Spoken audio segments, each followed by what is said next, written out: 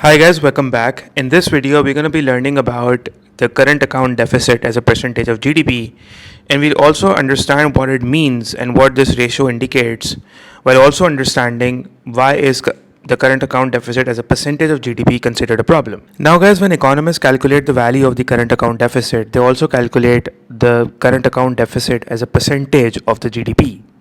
And it is correct to say because the reason why they do that is because they want to measure the sustainability of a current account deficit. That is why. And hence, the fact that a current account deficit would not necessarily be a problem, especially if it's a small percentage of GDP, is absolutely correct, right? So, in evaluation, you can write that the current account deficit would not be a problem if it is a small percentage of GDP. It's not necessarily a problem if it's a small percentage of GDP, right? Now, basically, the current account deficit as a percentage of GDP is calculated by dividing the current account deficit balance upon GDP times 100, right? And it is measuring the size of the deficit relative to, with respect to the size of the economy, the size of the entire economy, which is obviously captured by the GDP of a country, right? So, for example, if country A has a current account deficit of $10 billion and the GDP is $400 billion, and the current account deficit would simply be 2.5%, right?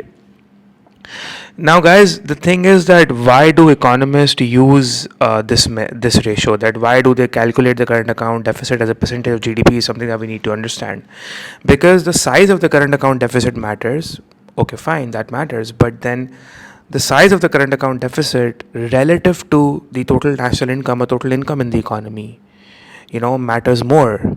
Okay, so it's just like saying that a person with 100,000 income, right? It's just like saying that a person who has 100,000 income, can sort of manage a $10,000 loan very easily.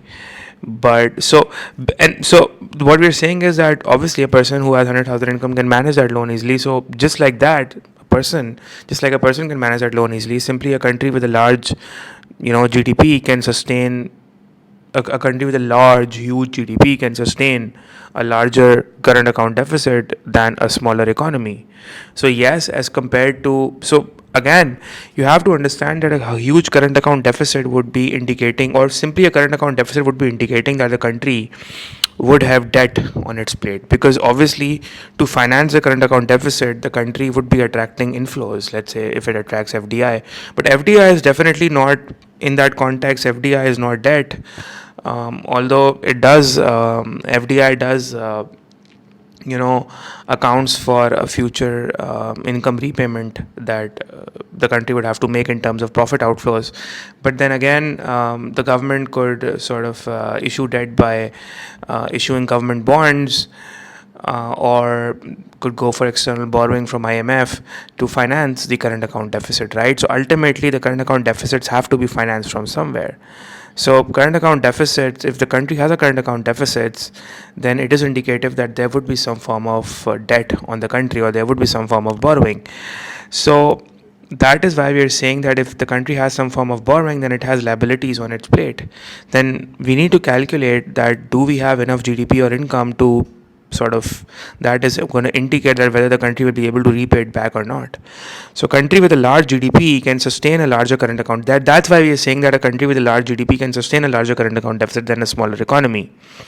So basically what we're doing is that, by expressing this current account deficit as a percentage of GDP, economists can actually judge whether the country's, whether the country's external borrowing is sort of proportionate to its, economic strength. Because see, I mean, to what extent the any country's external borrowing that it does, because when you have a current account deficit there would be some form of external borrowing, right? Because the deficit has to be financed. So, but then we need to see that whether the external borrowing that we are doing to finance deficits, if it has to be proportionate to its economic strength. I mean, you have huge external borrowing on your plate, you have huge debt on your plate, but you have a weak economic strength, you have a very weak GDP or slow GDP, then I mean, it's a risk of whether will you be able to repay back that debt or not.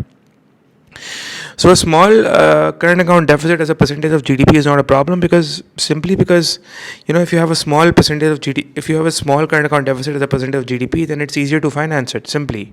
I mean, you see, if you have a, you need to understand this. If the current account deficit is small, let's say, and here economists usually say that if the current account deficit is around 2% of your GDP, right? Is around 2% of your GDP, then it's easier to finance through sort of regular FDI or portfolio inflows, and it's sort of less likely to require heavy borrowing. So if you have a deficit but you have a good amount of GDP, which means that you have a current account deficit, but in proportion to the amount of GDP that the economy has. So as a percentage of GDP, if it's a small amount, around 2%, then it's fine. I mean, it's less risky for the investors, because the country doesn't really would need a lot of heavy borrowing and would be easily able to finance it through regular FDI portfolio inflows. So the investors that are investing in the country as well, whether they are going for portfolio investment or hot money inflows or buying shares or FDI, I mean, they would also feel sort of confident that the country can handle that. The country can sort of handle all this, right? I mean, they can handle that in the sense that the country would be able to handle the current account deficit without sort of going for heavy borrowing.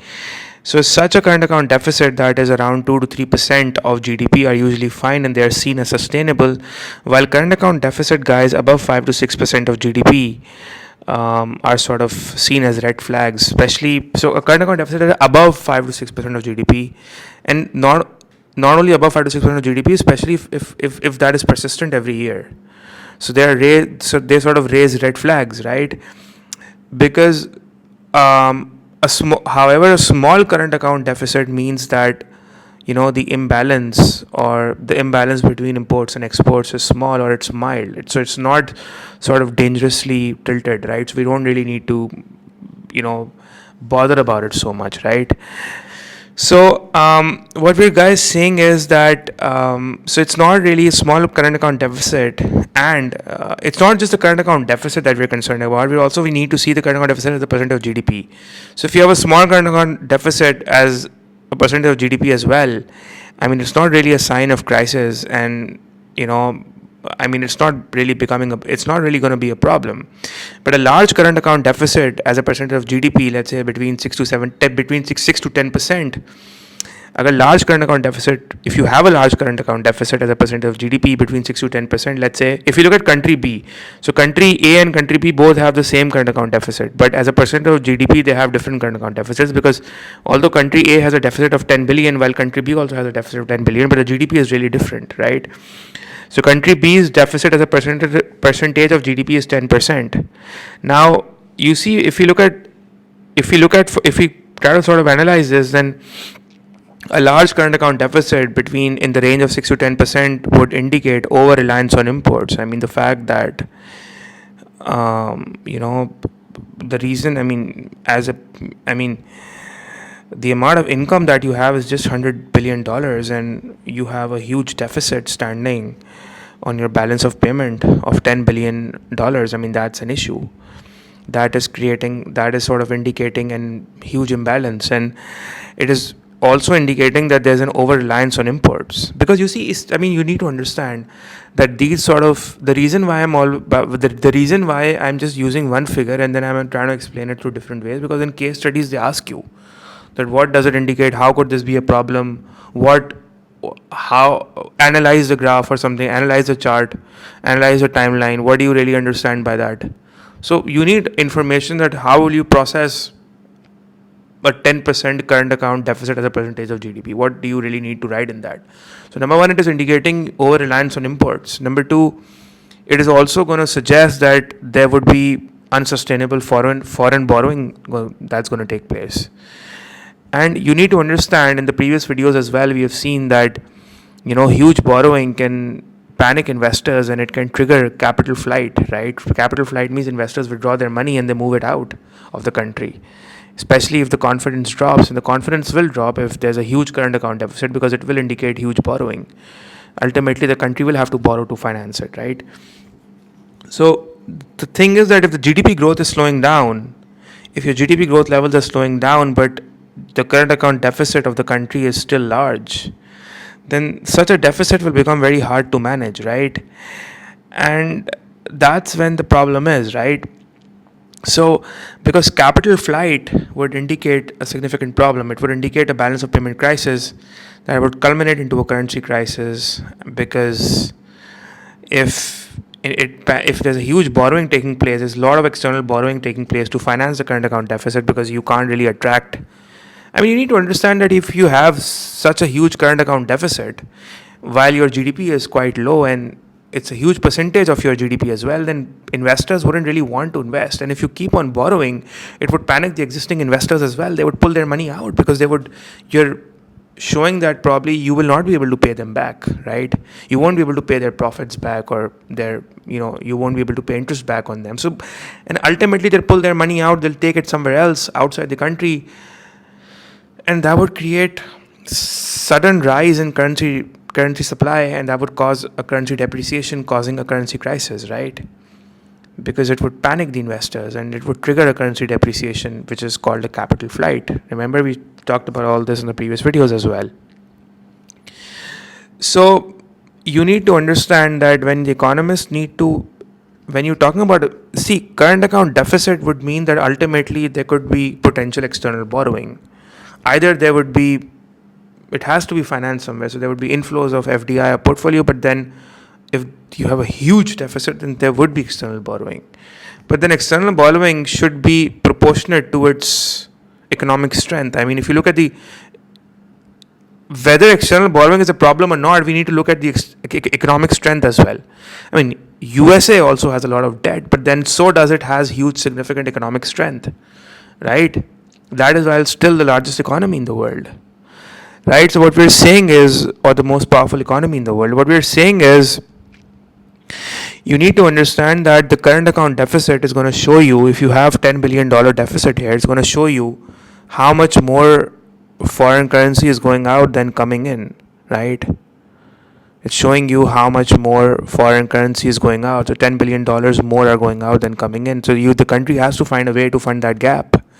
And they usually will do that by attracting FDI, portfolio investment, or using its existing currency reserves, or maybe borrowing from abroad by issuing loans or issuing bonds. So you have to understand that the country has to attract foreign capital equal to the size of the deficit, and you need to understand that if the country has a huge current account deficit, while at the same time the country has a huge GDP as well, then that current account deficit as a percentage, let's say this current account deficit is $10 billion is huge. Let's say this is actually huge. Let's assume this is huge.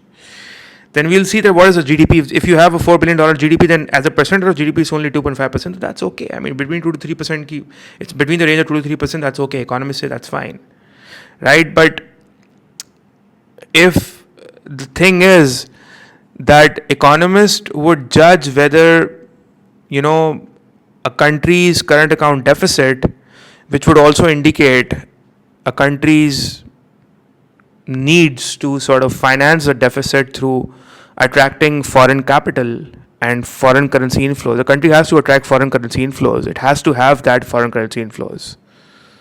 So there is a need to attract foreign currency inflows, or there's a need to attract foreign currency there's a need to attract foreign capital, right?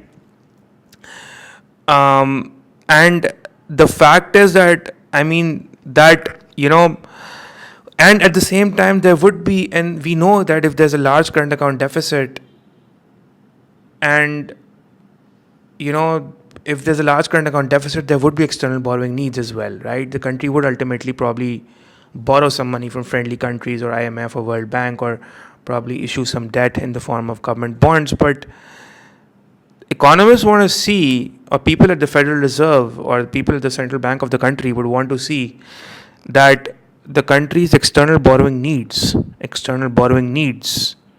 which are reflective of the current account deficit, are reasonable compared to the size and the productivity of its economy, which is the GDP.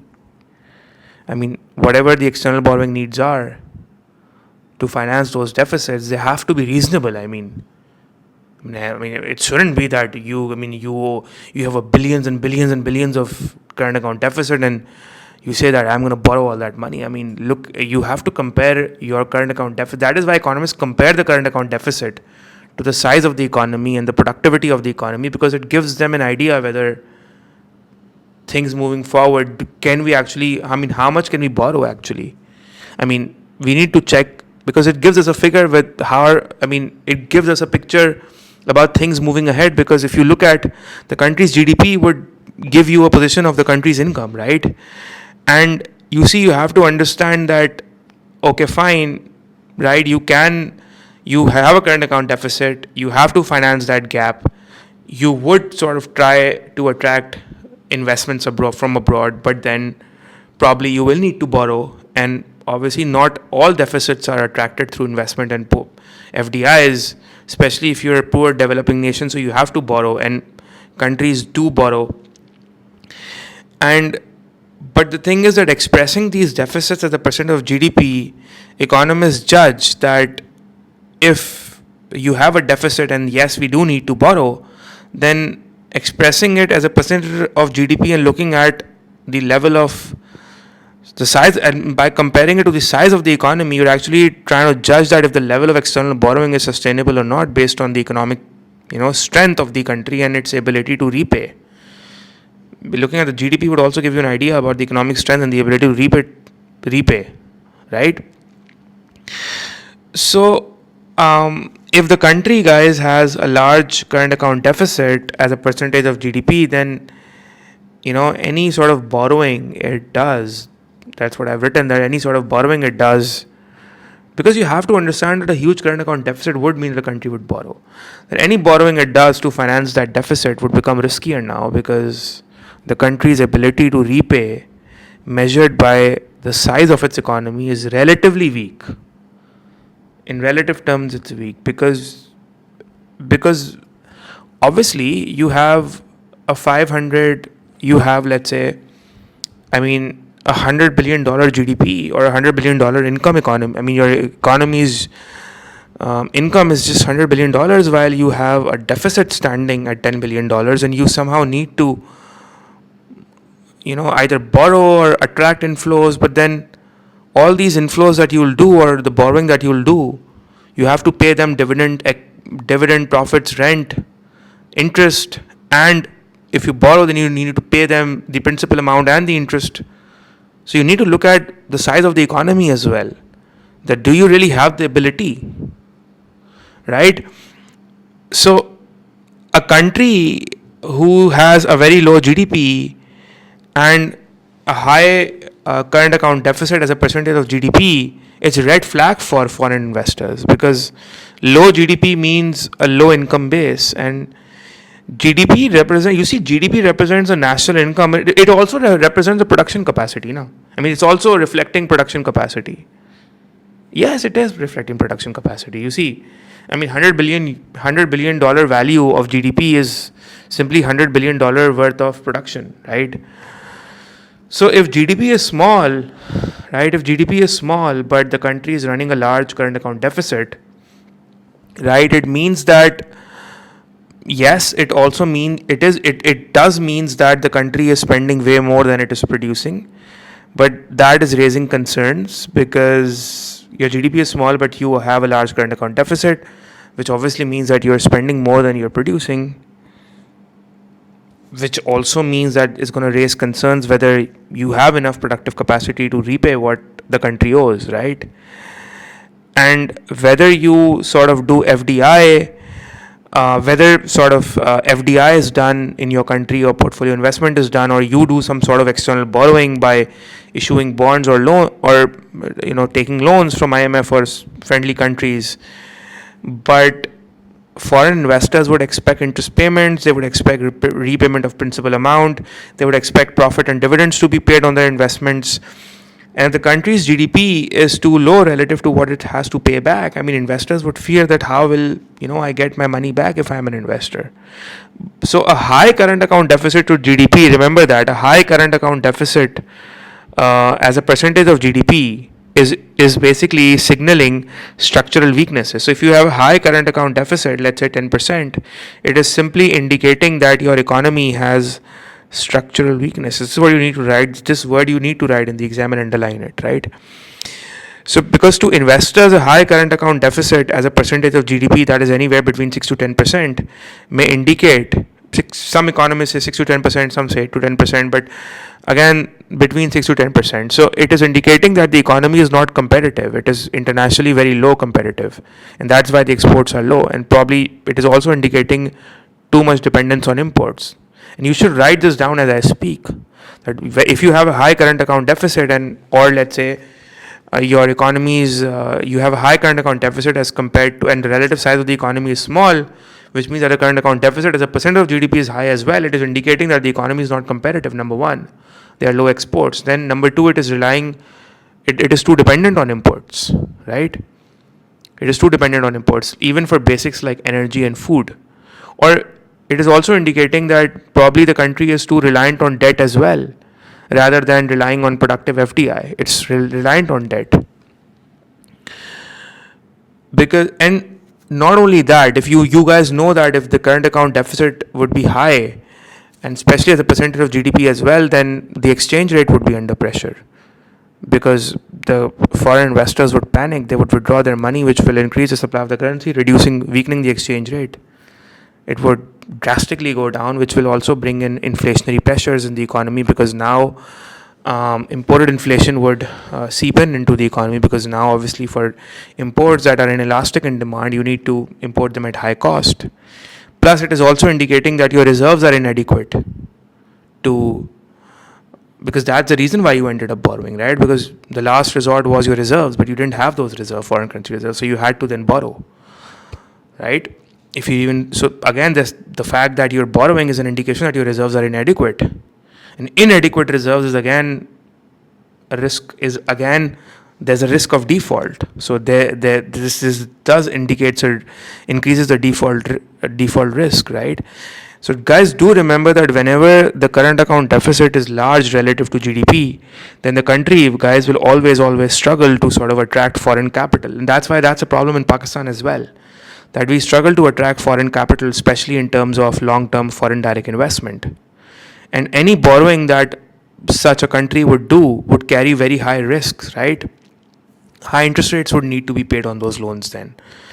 And I mean, such a country might even face problems repaying back the loans, or even providing returns on whatever for capital inflows that have been done by foreign residents. So because the reason is that, I mean, you have to generate domestic income to give them returns. To give returns to foreign investors, you need to generate domestic income. And if the domestic income is not growing fast enough, then that's a problem, right?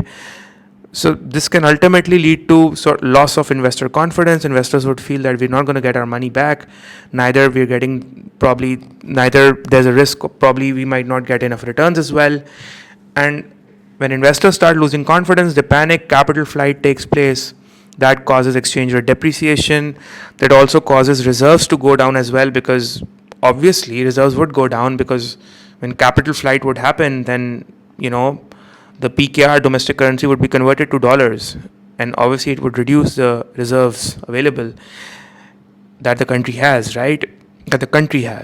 And at the same time, we don't have inflows of foreign currency that is coming in the economy through FDI or through exports, and eventually a BOP crisis or currency crisis settles in.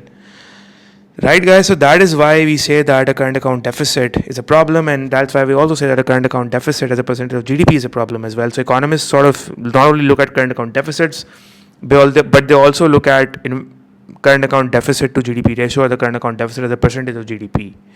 Right? So the large current account deficit as a percentage of GDP is basically a warning sign, right? Because it means that the country is spending far more than what it is producing, and it will need to sort of borrow from abroad to finance that gap. And the larger the deficit to GDP, the harder it becomes to repay, because of a low GDP is low income and the low capacity to repay back, and the riskier it becomes to investors as well. When the riskier it becomes to investors, that itself, guys, reduces the country's ability to attract FDI in future and to attract capital inflows in future. And that is exactly why economists and foreign investors would watch the current account deficit to GDP ratio as a key measure of, external sector, what can you say, external sector sustainability. How sustainable is the external sector of the economy? And not only that, but also in terms of the repayment capacity of the economy. Okay, guys, thank you so much for watching this video. I'll see you all in the next video. Until then, take care.